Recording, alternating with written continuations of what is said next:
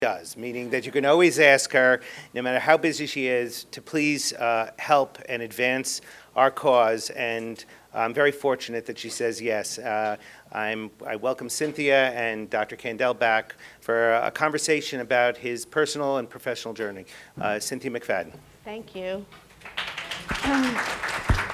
It's really nice to be here. As many of you in this room know, he is a very hard man to say no to. I've tried a few times, but it's never worked. So always great to be with you. So you've heard from Dr. Kandel himself about some of his work, and I think what we're going to try to do in the next 45 minutes or so is probe the man, his story. As I get older, I realize biography becomes so illuminating, I think, to our work, to our lives, and to those of others. And I especially think for some of the young scientists in the room, how you ended up here, both literally and metaphorically, will be very interesting. So thank you. What a privilege to talk to you. Oh, it's nice to talk to you. As I told Dr. Kandel, I'm not sure. Can we be on first name? Oh, I don't know. You can be. I'm not sure about me. Okay. No one calls me Dr. Kandel. I want to say I'm not sure I'm entirely bright enough to read the book and understand it. I've tried. I've gotten, and so maybe after this you can help me. Let's start in Vienna. World War I had ended. You were born 11 years after the end of the war, and if, with your permission, so that they don't all have to do the math, you're about to turn 83. In a week. In a week. He's a scientist, he wants to get it right. Unlike a journalist, it's close enough. You had a very gifted older brother. Talk to me about how that informed your early education. It informed it in a number of ways. First of all, I learned an enormous amount from him. Not so much my interest in art, but my interest in music was profoundly influenced by him. He played the piano when he was young. He was very much interested in opera. I knew about leitmotifs before I could really speak German. So he was a big impact on me. He was also sort of an awkward shadow in which to follow, because in Vienna you go march steps to the same class as your brother did. And if I heard once more, oh, you're Ludwig Kandel's younger brother, knowing that it would be very difficult to live up to those standards. So that was a little bit stressful. Your mother and father had come from actually two quite different paths to Vienna in those days. Tell a little bit about who they were. My mother came from a middle-class family, a very well-educated family, and my father came from a very simple family. And they met in Vienna, and they fell in love. And my mother absolutely adored my father. She thought he was so handsome. I will never forget when he died, we were together with him, and she said, it caused me to cry. Even in death, he's so beautiful. So it was a loving family, a loving household. Well, yes. No family is completely loving. There were Sturm and Drang episodes, but by and large, enormously supportive of the two of us. And this was a generation of refugees, so what they did was make enormous sacrifices on behalf of my brother and myself. Before we get to that point, though, Yes. you're living in Vienna when the Germans essentially take over or give in Austria. Tell what happened in the classroom as you were a No, it young was boy. absolutely terrible. So the day after Hitler came to Vienna, my friends stopped talking to me. One kid said to me, my father said, I'm never to speak to you again. And I was... You were one of two Jewish kids in the Right, in the a class. woman and myself. And after several weeks, we were kicked out of school and sent to a special school, which was only Jewish kids. I had an amazing experience. I was in Vienna about a week and a half ago, and I met Ari Roth, who's a very famous Viennese journalist. He wrote for the Jerusalem Post, I guess it's called, for many years. He's now living in Vienna. And he remembered my brother from the Basel Gymnasium, which is a very good gymnasium. And I didn't realize it, but throughout the pre-Hitler period, there was a special class for Jewish kids in the Boston. So there's a lot of anti-Semitism in Austria before Hitler came in. But it must have been a crushing blow to suddenly be... It was terrible. It was absolutely terrible. To go into the park and to be beaten up, to cross the street when you see anybody, who looks in any way frightening or dangerous to you was very uncomfortable. November 8th, 1938. November 7th was my birthday, so I got a lot of presents for my birthday, particularly.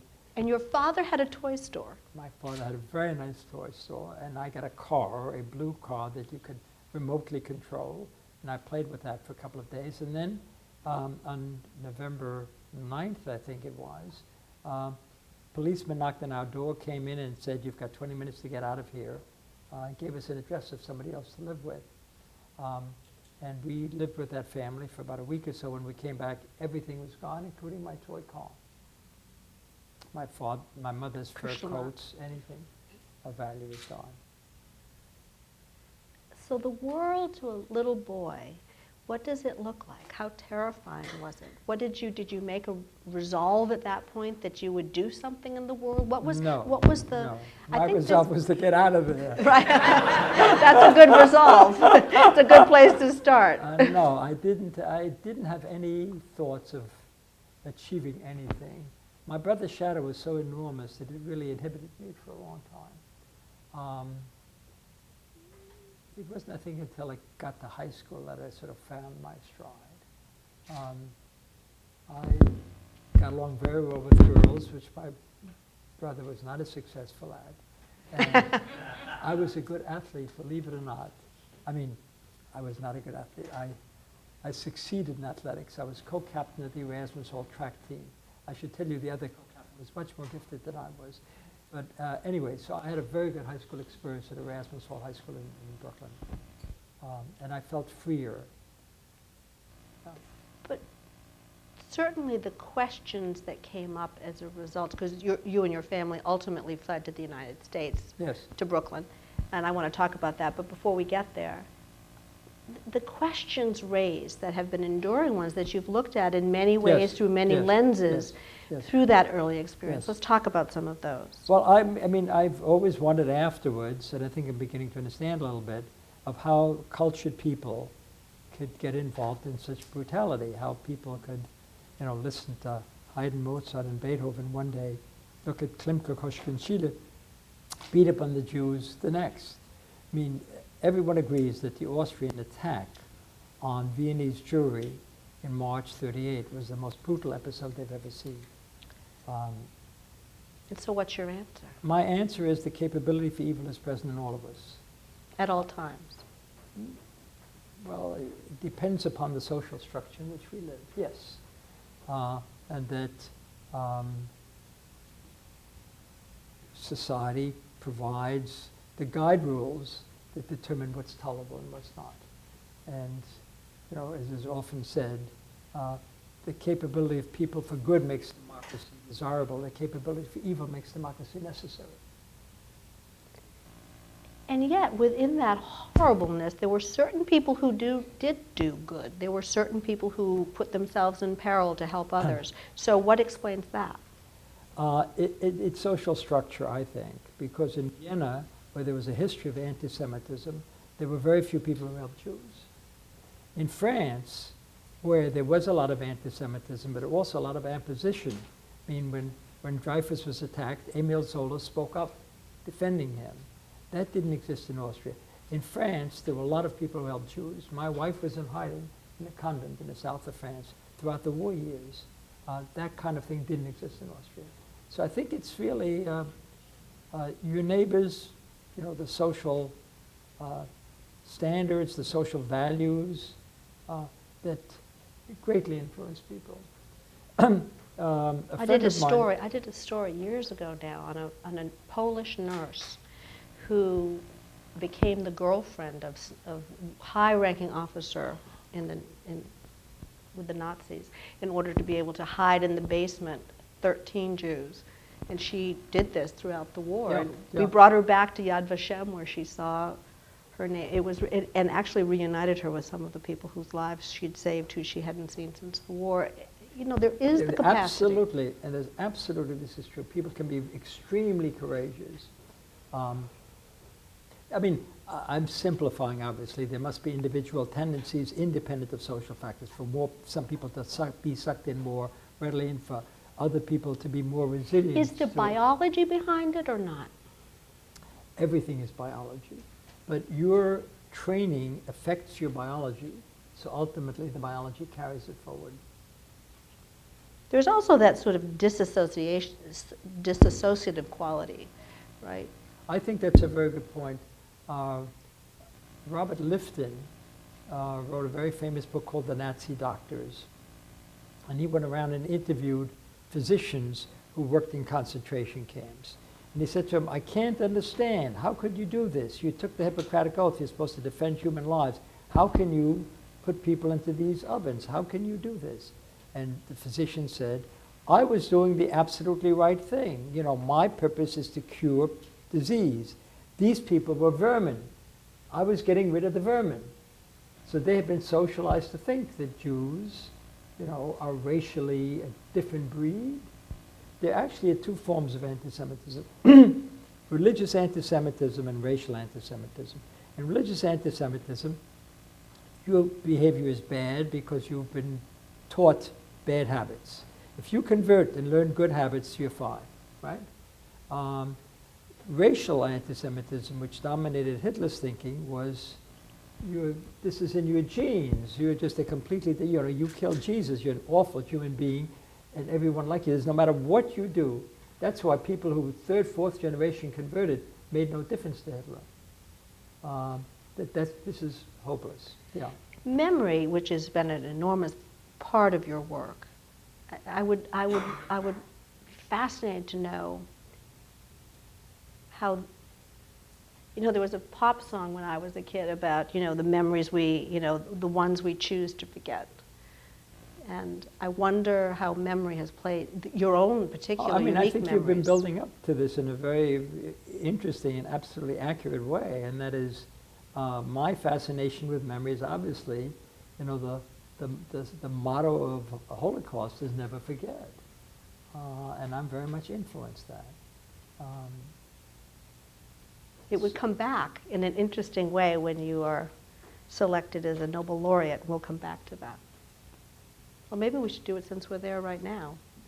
I don't quite know what you're... Well, I mean, when you won, I'll tell you, when you won the Nobel Prize in 2000, Vienna said it was an Austrian Nobel. And I said, no, this is an American Nobel. It's American Jewish Nobel Prize. And they said, no, we think it's Viennese. And you said... No, it's not. And they said, what can we do to make this of the... And you actually had if the story is correct, you had some interesting demands. I wanted a symposium at the University of Vienna of the response of Austria to National Socialism. And they put aside some funds, and I asked Fritz Stern, who's a wonderful historian, a friend of mine, to help me. And we organized a symposium at the University of Vienna, which made a lot of impact. In fact, when I was in Vienna 10 days ago, I could see they were selling the book again.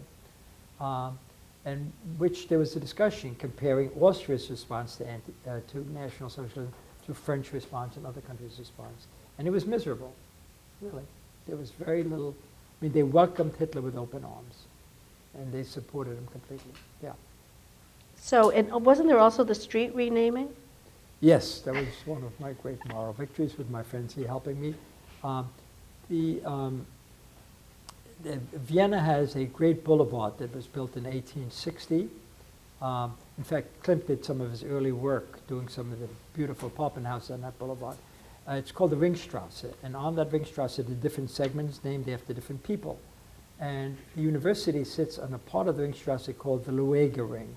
Karl Lueger was a mayor of Vienna, 1890 to 1906, and he was the first major politician to realize that anti-Semitism is a fantastic political platform in which to run. The reason you don't have any money is because the Jews took it away from you. And Hitler writes in Mein Kampf, I learned more from this guy than from anybody else.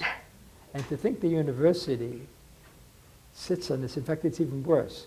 The Lueger Ring begins at University Ring and ends at the Burgtheater. That's the theater, one of the greatest German-speaking theaters in the world, to think that these two citadels of moral wisdom should be named after Lueger is something I found intolerable.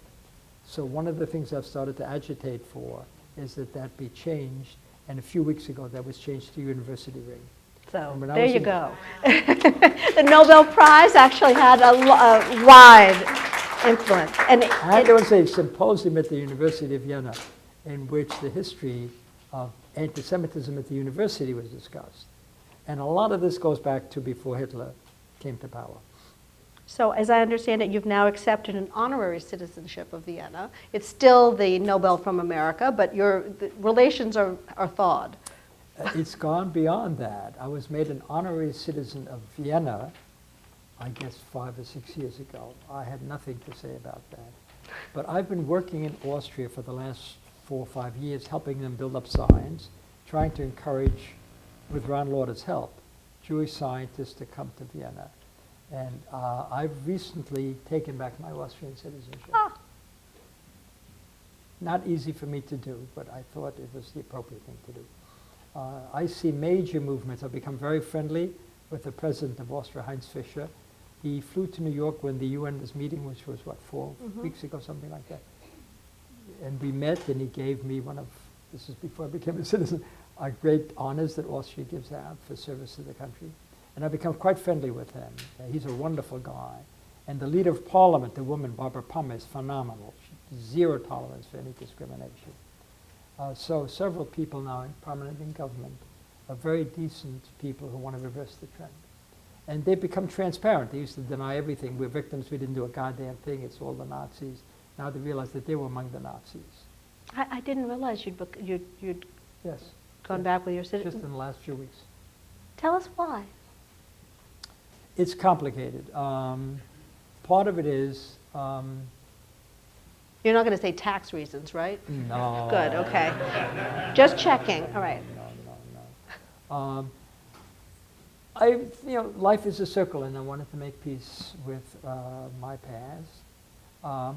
Also, my wife felt that since this is available for me, and they've offered repeatedly this, it would be very nice for my children and grandchildren if they had access to the European market, could feel freely to travel in Europe. And since I put them off, saying I'll do this if they change Luegering, and I thought that would never occur. And once that occurred, I said, look, I can't be hypocritical about this. So I went ahead, and I'm glad I did it. Yeah. So let's talk about growing up in America. You came here. Marvelous. Erasmus High School in Brooklyn. Anyone here from Erasmus High School? There we go, one. Isn't that wonderful? And my mom. It is a great high school. I had a fantastic time there. The transition, how was the transition coming from? Well, I had a very peculiar experience. So I was 9 years old. I arrived in Brooklyn. I went to PS 217. I don't know whether anybody here went to PS 217. This is a normal, school in Brooklyn, probably no different than most other elementary schools, which had Jewish kids and non-Jewish kids, but the Jewish kids looked like you. There's no way you'd know you're Jewish. And I thought, oh my God, this is going to be like Vienna. I didn't feel comfortable. Aww. My grandfather was an Orthodox Jew. It preceded me by several months. And he always wanted me to get more of a religious education than I'd gotten in Vienna. And he had gotten to know the principal of the yeshiva Flatbush. And he told me, Eric, I think you can get a scholarship to the yeshiva if you allow me to tutor you in Hebrew. I had zero interest in being tutored in Hebrew. I had less interest in going to yeshiva Flatbush, but I was dying to get out of PS 217. So I had him tutor me, and I went to the yeshiva Flatbush, and I had 4 good years there. And from there, I went to Erasmus. There was no high school at the yeshiva Flatbush when I graduated. There was a night school, and I went for, I don't remember how long, a few months. But then, as I said earlier, my interest in girls and my interest in athletics and scholarship sort of drew me away from that. I told my parents, this is just too heavy a schedule. And they allowed that, and I just continued to have a fantastic experience. Well, you must have been some good student, because before you know it, you're going to Harvard. Yes, that's a fantastically interesting story. This is an American story. So in my senior year, Mr. Campana, a history teacher, which is one of my favorite subjects, said, Eric, where are you applying to college?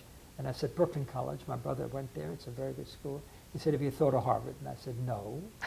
He said, why don't you apply to Harvard? So I discussed it with my parents. And they said, look, we spent $10 to apply to Brooklyn College. We don't have a lot of money. It's fine. You don't have to go to Harvard. I don't see any advantage to Harvard. And I told this to Mr. Campana, and he gave me the $10. And I got it to Harvard. Talk about standing on the shoulders. Great man, Mr. Campana. Wow. So Harvard said they wanted you. How did your parents feel about you going to Harvard now that you've gotten in? To be honest with you, I don't think we knew very much. I called up my aunt. It's really very interesting, but it's sort of psychological blocking. She was a little bit competitive with me because she had kids who were about my age. She was my American aunt, my Aunt Paula. And for the first 5 times I said Harvard, she said Howard. That would have been a whole different experience, an interesting one. Yeah. Yeshiva University or something. And so we didn't know that much about Harvard. As we began to read about it, we realized it's a wonderful school. And once I got there, it just opened my eyes to another world. Yeah. So did your parents embrace it once you started? Yes. My parents, once they realized this was wonderful, once they realized I was having a good time, they embraced it tremendously.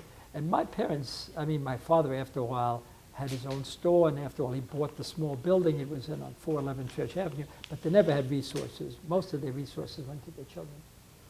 Yeah, it was fantastic. And not only that, my mother would slip me additional monies every once in a while my father didn't know about.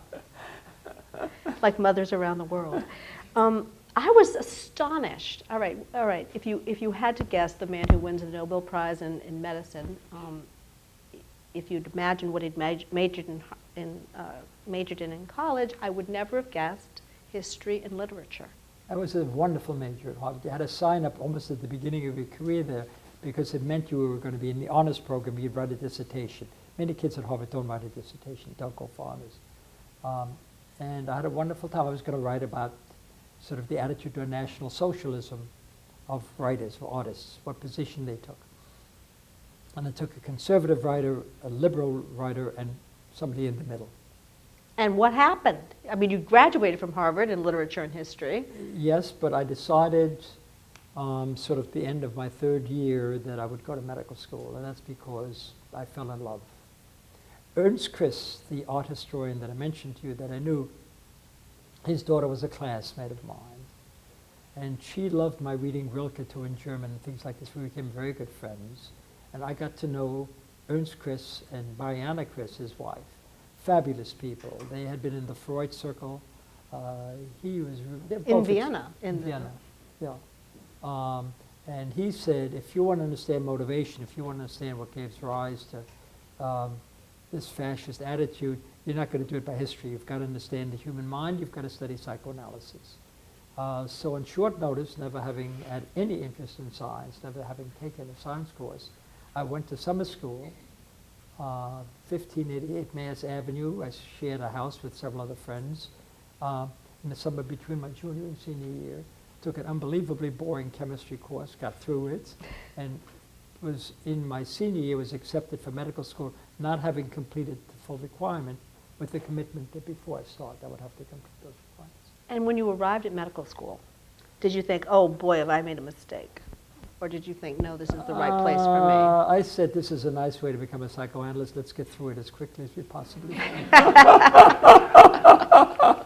I'm sure there are other doctors in the room who would agree with that. Well, and so in love steps in again, right? Yes. So I, in my senior year, decided that even a psychoanalyst should know something about the brain. I took an elective at Columbia with Harry Grinfest. First time I ever worked in the lab, not just reading physics books or biochemistry books, which are quite boring until principles in real science came along. I found I loved working in the lab. And by that time, I was dating Denise, my current wife, not my only wife, 56 years. Thank God she's not here. That would be the end of this session. Thank you very much. Not here.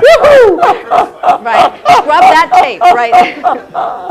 And I remember having dinner with her and telling her, you know, this is really a wonderful thing. I could see making a living this way, but it's preposterous. You know, you don't have any money, I don't have any money. We want to have kids. You know, I have to go into private practice. And she said, that's absurd. Money is of no significance. She's never said it again, I assure you.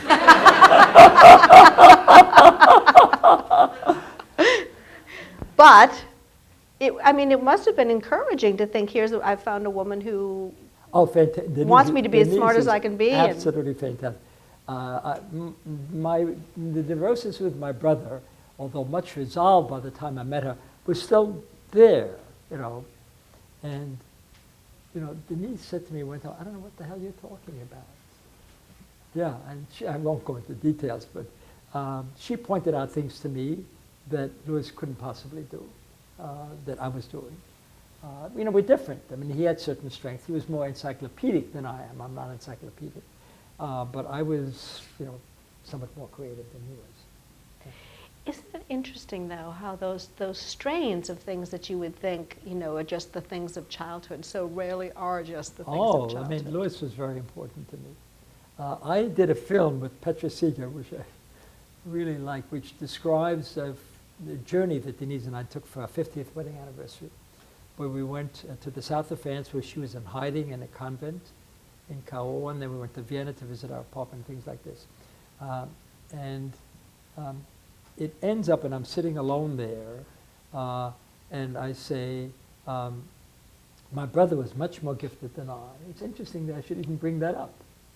My brother is much more gifted than I, but so my parents were not at all concerned about his academic future. But I was better looking, which I was. That doesn't say much. Is Louis still with us? Because we're going to have to scrub this entire tape. And I was more charming than he was. And my parents thought that, you know, maybe I would make it in the movies. And here I am. There you go. You're in the movies. Well, listen, Charlie Rose and you have done quite a movie. So now you're a doctor and an analyst. You've gotten your... No, I'm not an analyst. I trained in psychiatry and I was analyzed, but I decided not to join the Boston Analytic Institute because I could only do one thing at a time well. That's not a principle I follow at this particular point in my life, but at that time, very wisely, I followed that. Did you ever think about, besides the monetary reasons to practice?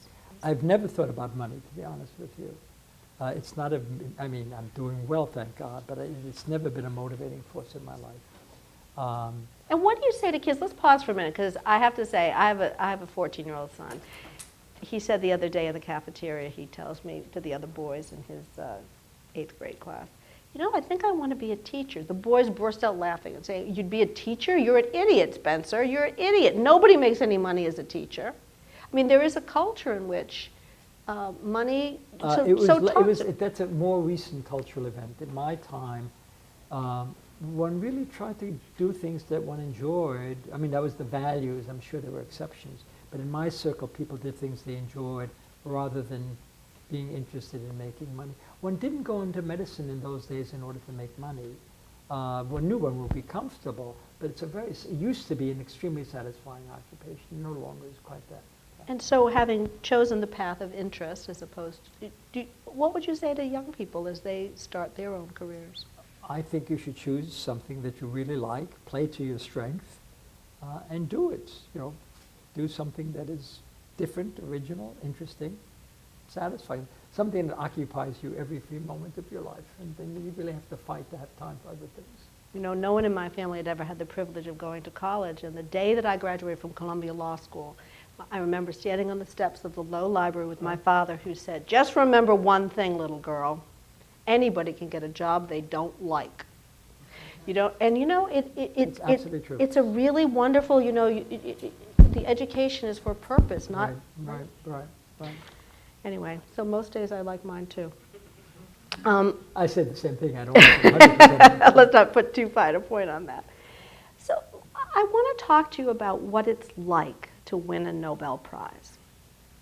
First, how did you find out you'd won? It was the night of Yom Kippur, so Erev Yom Kippur, and it was the day of Yom Kippur, 5 o'clock in the morning. The telephone rings, it's on Denise's side of the bed. She gives me a poke and she said, Eric, this is from Stockholm, it must be for you, it's not for me.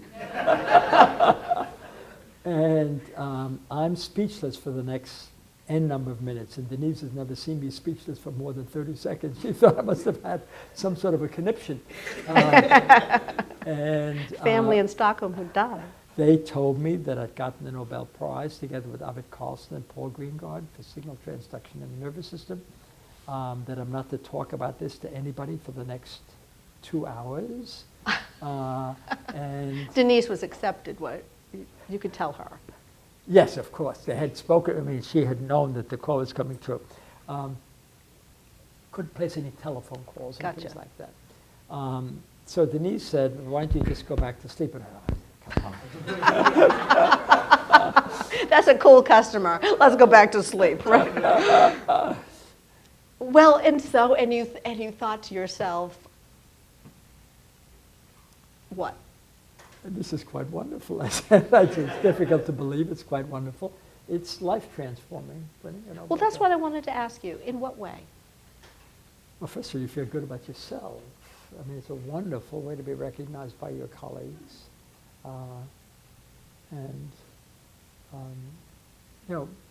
Girls that have rejected you before find you interesting all of a sudden. I have a friend who won the Pulitzer Prize who says, I now know the first line of my obituary. And that, forever it becomes how you're defined. Well, I hope I'm defined in bigger terms than that, but it is a nice thing to have. Well, Yeah. it's a It's certainly a wonderful nice accomplishment, but I don't think life is designed to win Nobel Prizes. And there are scientists every bit as good as me who have not won Nobel Prizes.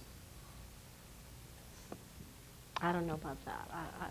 Take my word for it. Well, but I mean, it's a Yes. humble position, and probably the right one. But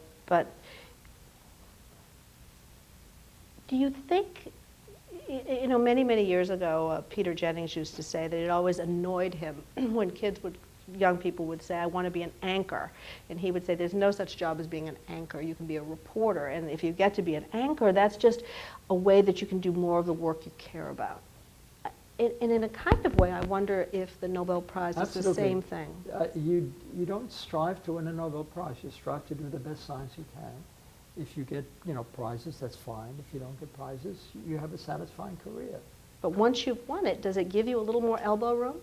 Yes, because first of all, you feel it gives you more confidence about your own self. Although by the time I got the Nobel Prize, I had a lot of confidence in my judgment. It was 12 years ago, right? Yeah, but I made a number of bold, I didn't feel bold about it, but I made a number of decisions that other people saw in retrospect as bold. And I had even more confidence in my judgment. So what was the boldest intellectual decision you made? In 1957, after my experience of 6 months in the Grunfus lab, he asked me whether I would like him to nominate me for the National Institutes of Health. And at that time, physicians, as they graduated from medical school, were drafted in the aftermath of the Vietnam War. So every physician was drafted and went into the service to take care of dependents or service people themselves. A very small percentage, maybe 1 or 2%, who had scientific capabilities were eligible to apply for the NIH, and if selected, they could spend their time there. And that was the public health service, the equivalent of being in the Army or the Navy. And Grunfus nominated me, and I was accepted. Strictly in his nomination, I had shown no accomplishments whatsoever up to that point. And I got there, I thought about, what problem, and the guy who was my boss, Wade Marshall, a wonderful guy, was a recovered schizophrenic person, was a wonderful mentor, very supportive, very gracious, but lost scientific ambition. And he essentially let me do what I wanted. I didn't know what the hell to do. I had very little experience. I knew how to put electrodes into cells. And I thought, what's the biggest problem in psychoanalysis? And I thought memory. We are who we are because of what we learn and remember. It's really what makes us who we are. And psychoanalysis, an attempt to relive certain painful experiences in the presence of a supporting neutral observer. I thought memory is a great problem. And Brenda Milner had just pointed out that the hippocampus, a structure deep in our temporal lobe, is critical for memory storage. So I thought that maybe I would use this technique I knew, recording from single cells, and attempt to study memory from studying these cells. And after about 5 or 6 months, and I recruited a young colleague to help me, Alden Spencer. The guy was also a draft. We call each other draft dodgers, like myself. And we were the first people ever to record from the hippocampus. It was a major accomplishment. We were euphoric. We were dancing around the lab. Other people were saying, isn't this wonderful, typical of the NIH? 2 young guys come here doing absolutely spectacular pieces. People still speak about those studies. And after about 3 or 4 months, I asked myself, there's a lot of attention, but what the hell have we learned about memory? I said, dude, this is too complicated. You can't just begin with memory by looking at the most complicated kinds of memory, those stored in the hippocampus and the mammalian brain. You've got to take a simple reflex like Pavlov did that can be modified by learning, see whether you can drive it into the ground. So I knew nothing about where do you find this kind of a thing. I started going to seminars at the NIH. It was very easy. Lots of people coming around, telling around. And I focused in on this marine snail that I've worked on all my life and have had a wonderful time with it. And leaving that, everyone thought it was just a terrible mistake. John Eccles, who was a Nobel Prize laureate and who wanted me to come and work in his lab, said I was throwing my career away. Yeah. Ooh, well, that's pretty heady. Yeah, I didn't feel it was courageous. I thought it was the right thing to do, and I sort of have some internal courage. I don't have external courage, but I've got internal courage, and I did it. And there was a very smart move, and I've done a number of things. So what was the dumbest Hiring decision? Priya, Sonia, Chris. These are Oh, bold there you go. moves. Those are good decisions. I see that. It was all right. So we know you're smart. What was dumb? What did you do that you just go, oh, in retrospect? And I don't mean women.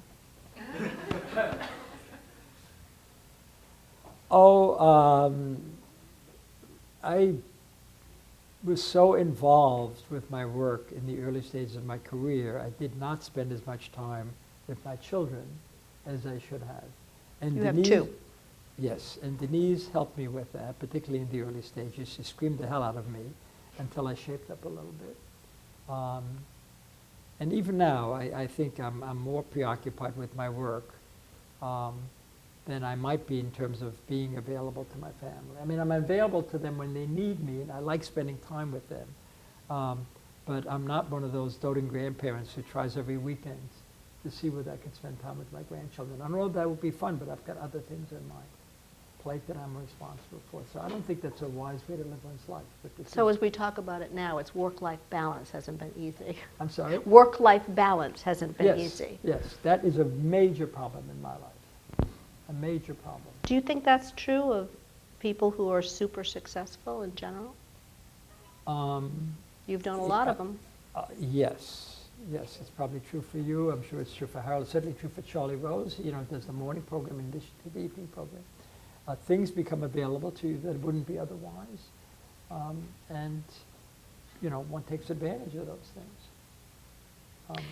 I'm now getting my kids more and more involved. When I was in Vienna, for example, my granddaughter, Allison, was in Prague for the semester. So she joined us, and we just had a fantastic time together. One of the nice things about winning the Nobel Prize is when you go to museums, the curator comes with you. So we went to the Kunsthistorische Museum in Do you Vienna. get better tables in restaurants too? If you come with me, yes. Yeah. Is that right? We went to the major museum in Vienna, and the head of the museum showed us around for 2.5 hours, starting with the Bruegels, just showing Allison the major works and sort of her response to them is just wonderful. So those kinds of privileges come along, and I try to get my kids involved in that. So looking back, though, because But I wanted to just tell Yes. you when a final story about this. I forget when, maybe for my 75th birthday, we were celebrating it, and I raised the glass to my children, who were fantastic parents. And I said, I was really so proud of them because not only are they wonderful kids and successful in interesting ways, but they're terrific parents, which is particularly wonderful since I was only a B+ father. And my daughter yelled out, "Great inflation."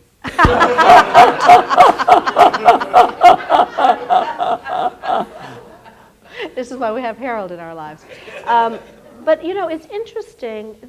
I want to stop on this for a minute because we have a lot of young people in the audience who listen. They were explaining to you what their projects were. I didn't even. Several of them, I didn't know one word in the sentence of what their projects were that had them selected as young, rising scientists. They're obviously talented. As they think about their lives, I mean, would you do it differently looking back, or would you really? Would I do it differently? Would you do it differently in terms of Not work-life? Not as I feel so privileged and so fortunate. I wouldn't make one step differently. Would I recommend it for somebody else? It's a trade-off. You know, one could be wealthier, one could be a better parent, one could have done other things. I mean, you just have to decide what's important to you, what gives you pleasure. I get a lot of pleasure out of my work. So to the enduring question that women seem to ask more than men, but I'm going to ask you, can you have it all? And what does that even mean? I'm not even sure I know, but okay. I don't think I have it all. I certainly feel it's extremely important for women to have serious careers. Because particularly now, we live longer. And as the Jewish joke goes, life begins when the children leave home and the dog dies, and that really happens earlier than I think you think. And you have a lot of lifespan after your kids are gone, and you want to do something interesting with your life, where you can't begin at age 40. You can, but it's more difficult. And I think it's extremely important to do this and get, you know, necessary good help around the house. Spend all the money you have in order to make sure your kids are well taken care of. You know, obviously spend time with them. But I think to have a career is extremely satisfying. So, I'm very interested in this book, which is and I know you've just given a lecture on it, so I won't have you do, but why this book? Yeah. Good answer. Okay. Moving on. No. I've been interested in this art for a long time. I collect these three artists, although I mean I'm not around Lauder, by you know, orders and orders and orders of magnitude. So I collect works on paper, so I've been interested in them for, you know, a very long time. And I got an honorary degree from the University of Vienna Medical School around 1988, and they asked me to speak on behalf of the other recipients of honorary degrees, and I decided I would do something on the Vienna School of Medicine. And I discovered Rokitansky, and boy, that lit me up, since I always knew about Freud and stuff like that. So I got interested in that. And then one year I was asked to give a talk about my hobby, and I spoke about Klimt, Kokoschka, and Schiele, whom we collect. And I realized there's a connection between these two, and I put them together.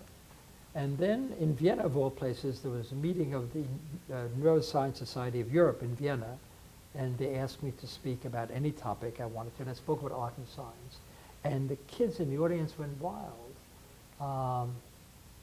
They ran to the museums, they saw this art for the first time, and they came back and said, "This is one of the better experiences of my life." I said, "Dude, this has got to be a book someday." And after I finished my autobiography, I began to work very hard on this. And then Sonia came along and helped me, so I had help with it. And also, you know, this covers a wide range of territories. And I went to Emily Braun, who's here at Hunter College, to help me with certain aspects of Klimt's work. With each of the artists, I went to 3 or 4 of the major scholars, and they were gracious enough to read my writing on it or talk to me about it, and I got a lot of help from them. And I did the same thing with art history. Chris I knew personally. Gombrich's work I'd read very thoroughly. Riegel I could master on my own. And the neurobiology I know I could certainly learn up. But even there I asked people to read my chapters. What did you learn from writing the book? I don't mean, I mean in a more prosaic way. I learned that it's the kind of stuff I like to do. I like to open things up. Okay, I like to be there early. And this is not a mature field. This is a field that is just beginning. And I think, and people have tried it before me. I'm not a pioneer in what is called neuroaesthetics. I'm not sure that's the right term, but trying to put art and science together. But people like Seymour Zecchi, who is terrific, they take a broader view. And I took, as I said before, a reductionist point of view. Very, very focused with the idea of let's see whether we can explain anything. And it's not a deeply satisfying explanation, but it's a serious attempt to explain things. And I think I did that reasonably well. I think if I had another 5 years, you would be able to enjoy it even more because I would have been able to explain it better. There's volume 2 coming. There you go. I'm going to ask you a question I've asked all kinds of people over the years, from Madonna and Cher and the president to, well, all kinds of people. J.K. Rowling a couple weeks ago in Scotland. And that is this.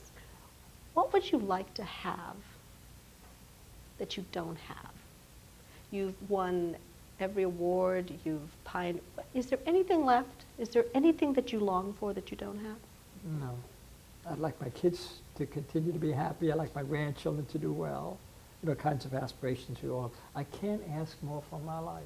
Here's a Jewish kid getting beaten up in Vienna, sitting next to you in an interview like this. And what the hell else can we ask for? It's a pretty good place to stop. I'm going to let you ask some questions. How about that? Can we have them ask some questions? What a delight. Talk about quality talk. I could listen to you all night. Maybe we'll go out and do that afterwards. The wife isn't here. So I'm not anchoring tonight. It's the debates. We can talk in the commercials. So questions. I mean, I know you must have lots. Sir. I'll ask the question, but I want to preface it by playing back what I heard from you, which is that you really believe in doing what you love to do. You spoke about all your opportunities from high school to college to the choice of life and lifestyle. Obviously, you see where I'm going. Your love of this country is enormous. And I hear you at the same time say that you left the country that turned on you at a dime. The day after someone came in, the country turned on you as an individual. I have a difficult time, by the way, and it was systemic, right? It wasn't 6 people on the top saying you should do this. It was systemic. You said it's systemic right along the way. It's inconceivable that someone, given the background to me, that you have listening to your explanations where you could freely choose country A or country B to be a citizen of, would choose the country that you described that you left versus a country that you're living in. I don't understand, as a logical person, the logic in that whatsoever, listening to your own words. I'm not sure what the question is. Why I took Austrian? Yes. Why, unless they have dual citizenship, which I don't quite understand. I think you're missing that. Eric didn't give up his United States citizenship. Oh, no, not for a moment. Oh, I'm an American citizen.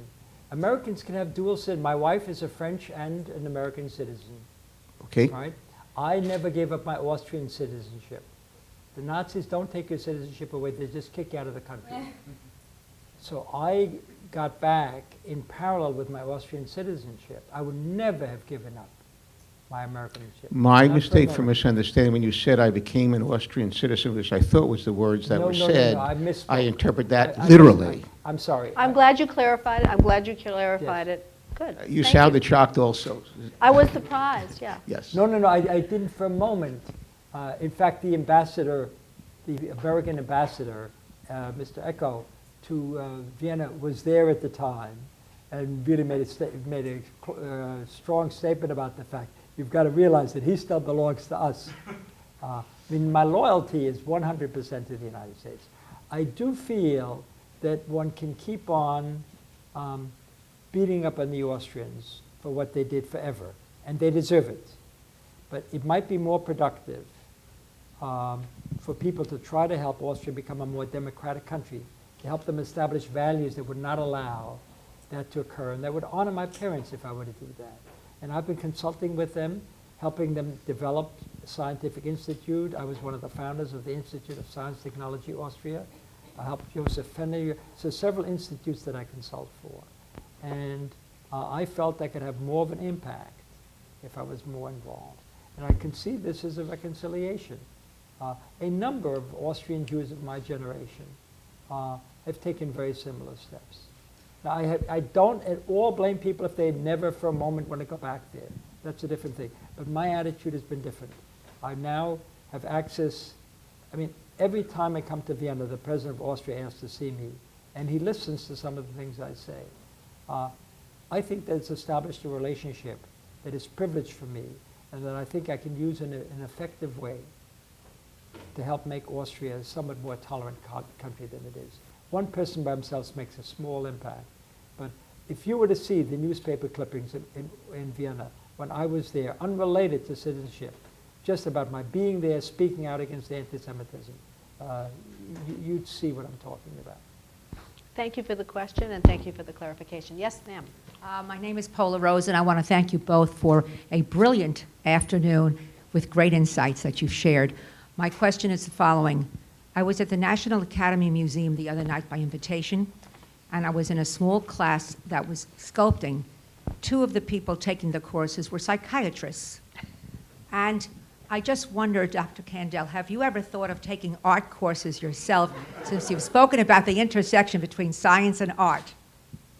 That's an interesting question. Are you have you drawn, painted, sculpted? No, not at all. Any plans? No.